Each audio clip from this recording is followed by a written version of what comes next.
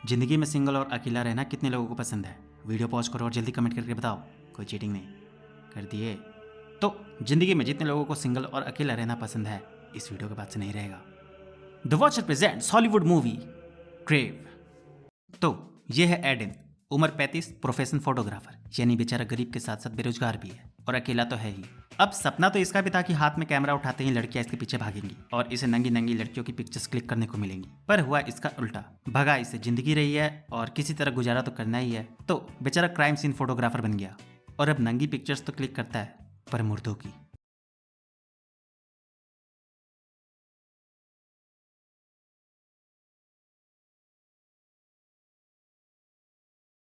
मतलब लाइफ के पूरे लौड़े लगे हुए हैं। खैर, अब कोई इंसान ऐसी फटीचर वाली जिंदगी कब तक जिएगा, कितना सहेगा? तो धीरे धीरे इसे भी रियलाइज होता है कि ये सब उसके साथ गलत हो रहा है, और सबसे ज्यादा दुख तो इसे उन लड़कियों के लिए हो रहा होता है जिनकी ये फोटोज लेता है। कि बताओ, यहाँ एक तो ऐसे ही लड़की नसीब नहीं हो रही है, ऊपर से जो बची कुची है, ये जालिम दुनिया उन्हें भी हमेशा के लिए लिटा दे रही है। हर रोज एक से बढ़कर एक क्राइम देखकर ये फाइनली डिसाइड करता है कि अब वो बुराई के खिलाफ लड़ेगा और अपनी और लोगों की जिंदगी बेहतर करेगा। और इसके लिए सबसे पहले तो ये एक डिवाइस बनाता है जिसे बिल गेट्स अरबों रुपए में इससे खरीद लेता है। और फिर एक दिन जब ट्रेन में कुछ लड़के एक लड़की को परेशान कर रहे होते हैं, तब ये उन्हें गोली मारकर उसे बचा लेता है, जिससे इसे सुकून तो मिलता ही है, साथ में वो लड़की भी इससे इम्प्रेस हो जाती है। वैसे ये सब मोमेंट जाना पहचाना नहीं लग रहा है? हाँ, तुम ही से बात कर रहे हैं। याद नहीं आ रहा है क्या? रुको, याद दिलाते हैं। वो स्कूल के दिन, या फिर कॉलेज, या फिर घर में अकेले रहते रहते अपनी नाकामी से थक हार कर तुमने भी तो ऐसी ही दुनिया बना रखी थी, जहाँ केवल तुम इकलौते हीरो थे, जहाँ हर चीज तुम्हारी मर्जी से होता है। याद आया? खैर, इसका भी सेम हाल था। अपने आप को खुश रखने के लिए ये भी बस ये सब इमेजिन करता है। अपने सामने बुराई होता देख ये अपने मन में ही उनसे लड़कर उन्हें हराकर खुश रहता है। पर एक दिन जब ये शॉपिंग कर रहा होता है, तब एक बुढ़ी इसे कौला समझ कर छेड़ देती है। यार, जितना मूवी हम देखते हैं सब में बुढ़ा लोग ठरकी ही क्यों निकलता है। खैर, एक बार बुढ़ी इसे टच करती है, ये कुछ नहीं बोलता। दूसरी बार टच करती है तो एज यूजुअल ये उसे अपने इमेजिनेशन में कूट देता है। पर तीसरी बार बुढ़ी जैसे ही इसे टच करती है, ये रियलिटी में उसे सबके सामने गलिया देता है। और ऐसा करके यहाँ जो इसे चरम सुख मिलता है, वो इसके सारे इमेजिनेशन से ऊपर था। हालांकि बुढ़ी को गलियाना कोई बड़ी बात नहीं थी, पर ऐसा करके ये इमेजिनेशन से रियलिटी में आ गया था, जैसे मानो शेर के नहीं, लकड़बग्घे के मुंह में पहली बार खून लग गया हो। तो अब यहाँ होता यह है कि अब से ये अपने सारे हीरो वाले काम रियलिटी में करने का डिसाइड करता है। पर जिंदगी भर जैसे रहा है, गांठ तो फटेगी ही। तो ये अपने एक दोस्त पीट, जो कि पुलिस में रहता है, उससे जाकर सलाह मांगता है। वैसे सलाह क्या मांगता है, उससे पूछता है कि वो इतने दिन पुलिस में रहा है, इतने सारे क्राइम्स देखे हैं, कभी उसका मन नहीं किया कि क्रिमिनल को कोर्ट ले जाने के बजाय वहीं ठोक दे। इसकी बात सुनकर पीट हड़क जाता है कि ये बड़वा कहीं अपरिचित बनने का तो नहीं सोच रहा, क्योंकि इसकी हरकतों से इसे इस पर शक तो पहले से ही था कि अकेले रहते रहते इसका दिमागी संतुलन हिला हुआ है। खैर, क्योंकि वो इसका दोस्त था, तो कहीं ये अपने इरादे हकीकत में ना बदल ले। ये इसे समझाता है कि देख, ये नॉर्मल है। ऑफ कोर्स मेरा भी मन करता है कि जो लोग क्राइम करते हैं उन्हें जाकर सीधा ठोक दे, पर इससे होगा क्या? क्राइम इतना है कि एक को मारो तो दूसरा, दूसरे को मारो तो तीसरा, तीसरे को मारो तो चौथा। ये पूरा एक लूप की तरह है और आखिर में हम भी वही बन जाएंगे। इसलिए ऐसे ख्याल आना अलग बात है और उन्हें अपने ऊपर हावी होने देना अलग। इंसान रहना चाहते हो तो इन ख्यालों को अपने ऊपर हावी मत होने दो। पीट के समझाने पर इसका दिमाग ठिकाने पर आ जाता है और ठिकाने पर ही रहे इसे एक लड़की भी मिल जाती है। इसका नाम वर्जीनिया रहता है और ये इसके अपार्टमेंट में ही नीचे फ्लोर पर रहती है। दरअसल कुछ दिनों पहले जब ये घर आ रहा था, तब ये अपने बॉयफ्रेंड से लड़ रही थी, यानी ब्रेकअप। तो वर्जीनिया को लगता है कि ये उसकी वजह से डिस्टर्ब हो गया था, तो ये इससे आकर माफी मांगती है। वैसे यहाँ ज्यादा कुछ फिलहाल नहीं होता, पर हाँ, ये इससे संस्कारी टाइप बात करता है, तो ये इसके बिहेवियर से इम्प्रेस हो जाती है। यहाँ लड़कियों के लिए एक मैसेज, अगर कोई मेरा वीडियो देखती होगी तो कोई लड़का ज्यादा शराफत का देवता बने तो समझ जाना भड़वा साइको है, प्रिंस चार्मिंग समझ के और चिपट मत जाना उससे। खैर, कभी कभी ये पार्टीज में भी फोटोग्राफी कर लेता है, तो इसे पिक्चर्स लेने के लिए वहां बुलाया जाता है। इसे लगता है कि वर्जीनिया से मिलते ही इसके अच्छे दिन आने शुरू हो गए हैं, पर इसी बीच बैरी, जिसने ये पार्टी दी थी, इसे गलिया देता है क्योंकि ये फोटोज लेने की बजाय खाना खाने चला गया था, और ये बात इसके दिल पर लग जाती है। पर कोई बात नहीं, इतनी सी बात पर ये अपरिचित नहीं बनता। अपना काम निपटाकर चुपचाप ये यहाँ से निकल जाता है। और बनता भी कैसे? जो करने का ये सोच रहा था उसके लिए घड़म गुदा भी तो होना चाहिए। खैर, बैरी से गाली सुनकर इसका दिमाग सटका हुआ तो था, पर इससे पहले ये कुछ सोचता, घर आते ही इसे वर्जीनिया मिल जाती है। और क्योंकि बेचारी का भी अभी भी ब्रेकअप हुआ था, तो इसे भी कोई चाहिए था जो इसका मन बहला सके, और फिलहाल इसके लिए इससे बढ़िया ऑप्शन कौन था? तो लिफ्ट में साथ जाते जाते दोनों करीब आ जाते हैं और फिर वही गो विद द फ्लो, गपगप गपगप। और इसके लिए ये पहली बार था जब इसने ऐसा कुछ इमेजिनेशन में नहीं बल्कि रियल में करा था। ये 7वें आसमान में उड़ रहा होता है, पर क्योंकि अभी भी इसकी इमेजिन करने वाली आदत कहीं नहीं थी, तो ये ओवर सोच लेता है कि वो इसके प्यार में गिर ही गई है। जिसके बाद बस ये अगले दिन दोबारा पहुंच जाता है कि एक बार और दो ना। और यह वर्जीनिया के डायरेक्ट मना करते ही ये फिर से आसमान से जमीन पर आ जाता है। सपना टूटते ही ये वापस अपरिचित मोड में जाने लगता है और यहाँ इसके आग में और घी डालने का काम करता है ये चोर।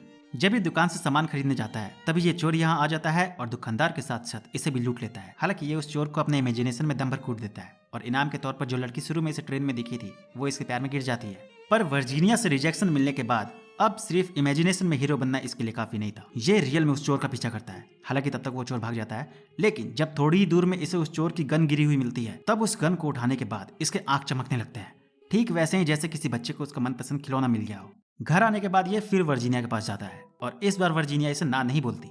वो सोचती है कि चलो लड़का अच्छा है तो एक बार चांस देकर देखते हैं। वर्जीनिया के साथ रिलेशन में आने के बाद इसका कॉन्फिडेंस फिर से बूस्ट हो जाता है, मानो इसके लिए अब कुछ भी करना नामुमकिन नहीं था। तो यहाँ ये अपना औकात नापने के लिए सबसे पहले बैरी से बदला लेने का डिसाइड करता है।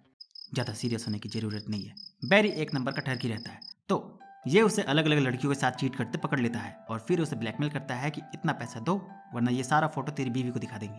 खैर बेचारा इस फील्ड में कौला था तो पैसों के बदले ये उसका घड़ी लेकर ही संतुष्ट हो जाता है। हालांकि घड़ी की कीमत भी अच्छी खासी थी। खैर पहला मिशन सक्सेसफुल होने के कुछ दिन के बाद ये समाज सेवा करने निकल जाता है। एक सुनसान रास्ते में एक आदमी एक औरत को पीट रहा होता है। उस औरत को पीटता देख ये अपना गन लेकर उसे बचाने जाता है और यहाँ हम देखने वाले हैं कि बिना मामला जाने बीच में चाचा चौधरी क्यों नहीं बनना चाहिए। तो ये उसे जैसे ही बचाने जाता है उस आदमी का ध्यान उस औरत पर से हटकर इस पर आ जाता है, जिससे यहाँ होता है कि उस औरत को इसकी वजह से संभलने का मौका मिल जाता है। जिसके बाद वो बिना देर किए उस आदमी को ठोक देती है। दरअसल वो औरत भी गुंडी थी और वो उसे तो ठोकती ही है, साथ में इस पर भी गोली चलाने लगती है। वो तो शुक्र है उसका गोली खत्म हो जाता है और इसे यहाँ से भागने का मौका मिल जाता है, वरना आज इसका काम तमाम ही था। खैर पहली बार मौत से सामना होते ही इसकी सारी हीरोगिरी पता नहीं कहाँ घुस जाती है, वैसे पता तो है। खैर इसके बाद बेचारा वर्जीनिया के साथ डेट पर एक शो देखने जाता है जो कि वर्जीनिया के दोस्त ही प्ले कर रहे थे। तो अब यहाँ होता यह है कि शो बहुत बोरिंग था, बोले तो बकवास। तो अब क्योंकि पिछले कांड की वजह से इसका दिमागी संतुलन हिला हुआ था तो ये मन में बकवास बोलते बोलते रियल में भी चिल्लाकर बकवास कह देता है और शो की लग जाती है। एक्टर्स अपनी स्क्रिप्ट भूल जाते हैं और ऑडियंस अपना इंटरेस्ट खो देते हैं। इसकी हरकत से वर्जीनिया इतना नाराज होती है कि वो इससे सीधा ब्रेकअप कर लेती है, क्योंकि इसकी वजह से उसके दोस्तों का लोगों के सामने मजाक बना और इसका उसके दोस्तों के सामने।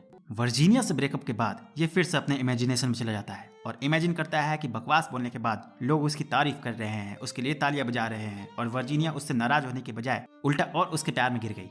खैर अब क्योंकि वर्जीनिया के सामने इसका सारा इमेजिनेशन फीका पड़ जाता था तो ये सलाह मांगने वापस पीट के पास जाता है। इसकी बात सुनकर पीट इसे सलाह देता है कि अगर वो उसके लिए इतना ही इम्पोर्टेंट है तो उसे ईगो छोड़कर बिना देर किए उससे माफी मांगनी चाहिए। पीट की बात सुनकर ये ऐसा ही करता है। ये उसके लिए एक अच्छा सा गिफ्ट खरीदता है और उससे माफी मांगने पहुंच जाता है। पर यहाँ जब ये इससे माफी मांगता है तब ये इससे कहती है कि उसे छोड़ने का कारण सिर्फ उसकी पिछली रात वाली हरकत नहीं है, बल्कि इतने दिनों में उसने जब जब उसे टच किया है उसमें उसे प्यार कम हवस ज्यादा महसूस हुआ है। उसकी मौजूदगी उसके शरीर में एक अजब सा डिस्कम्फर्ट पैदा कर देती है।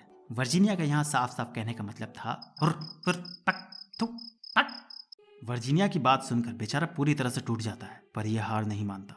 ये उसका पीछा करता है कि साला ऐसा भी क्या करती है जो ब्रेकअप तो की, साथ में इतना चुभने वाला बात भी सुनाई। और पीछा करने के बाद ये क्या देखता है कि वर्जीनिया अपने पिछले बॉयफ्रेंड से मिलने आई है। ये सब देखकर ये समझ जाता है कि वर्जीनिया ने उससे जो कुछ भी कहा वो बस उससे ब्रेकअप करने का बहाना था, क्योंकि वो अभी भी अपने पुराने बॉयफ्रेंड को भूल नहीं पाई है। और this is the moment guys जिसका हमें इंतजार था।